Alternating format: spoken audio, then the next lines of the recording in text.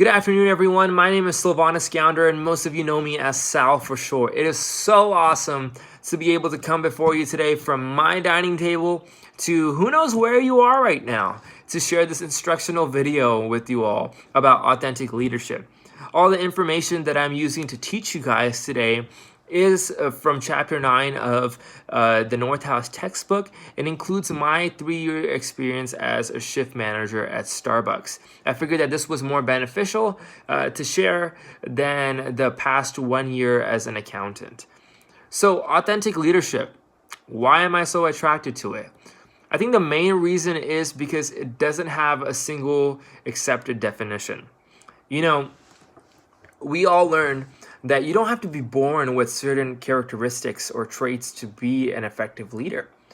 You know, there's no mold to fit into in this leadership style. It's really different for everyone. And that's why I feel like it applies to me, and I feel like it is achievable for all of us to be authentic leaders in our workplace. This perspective emphasizes the life experiences of a leader and the meaning he or she attaches to those experiences as being critical to the development of their own leadership style. This can be triggered by major life events such as severe illness. It could be to you or to your family, new careers that you might go into, or just the ups and downs of your own life journey. There are 4 distinct components of authentic leadership, which includes self-awareness, internalized moral perspective, balanced processing, and relational transparency. For the sake of time, I'll just be honing in on 2 of those components today. Self-awareness is the first one. It includes reflecting on your core values, your identity, emotions, motives, and goals, and coming to grips with who you really are at the deepest level. Why do you lead from the why? Who are you inside? What is driving you to be the best leader?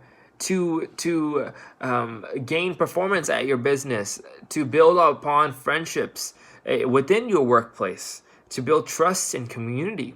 Why? Why are you doing that? This leadership style really calls for you to embrace that and to embrace that uncertainty at times, because we all have that as leaders. You know, why am I a leader? How can I change as a leader? Those are all questions that we ask, and it's okay to ask. That's one thing that we all need to embrace. Romans 12 verse 3 says, by the grace given to me, I say to everyone among you, not to think of himself more highly than he ought to think, but to think with sober judgment, each according to the measure of faith that God has assigned. Even in the Bible, we are called to be self-aware, to be self-reflective, and to not think highly of yourself, and to be just selfless in your business approach. In the book, George found that authentic leaders have a genuine desire to serve others. They know themselves, and they feel free to lead from their core values. They lean in on their inner compass. 1 John 3 verse 18 says, Dear children, let us not love with words or speech, but with actions and in truth. How are we going to be selfless in our approach? How are we going to be self-aware throughout the daily struggles of the business, throughout the relationships that we're seeking to form with our coworkers? And that leads me to the second important component of this, which is relational transparency. You know, as leaders, we are to create an environment that does not punish vulnerability, because it makes us more believable to others when we're transparent with them. Organizational effectiveness increases when leaders are trustworthy and in turn trust their teams. 1 John 15:13 says, Greater love has none than this, that someone laid down his life for his friends. This is our calling, to serve others, to love others, to just be selfless in our approach. And that's really why I want to be an authentic leader. You know, in my time as a shift manager at Starbucks, I learned quite a few things. I made quite a few mistakes. I handled things the wrong way. But I also did prioritize investing into my group, into my team, and to really seeking their potential. You know, as a shift manager, you're responsible for setting the tone, for setting the vibe as the leader in that within that group. You're responsible for different management sides of inventory or cash. It's all on you in a sense during that allotted time. And you really need your followers as a leader. You really need to have them alongside of you because you can't do it alone.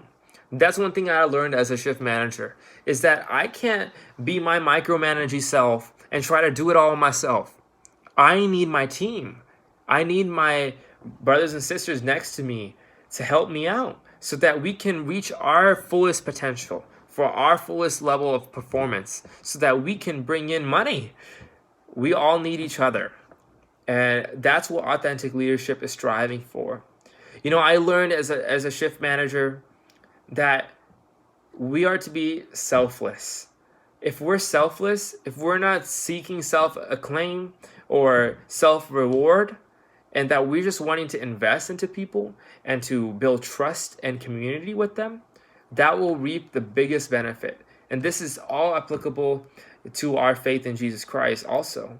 This is how we are supposed to go about in the leadership world, in the business world. This is how we're supposed to move forward as true leaders. In order to be effective, we are to be selfless, and we are to seek the betterment of our team and our organization as a whole.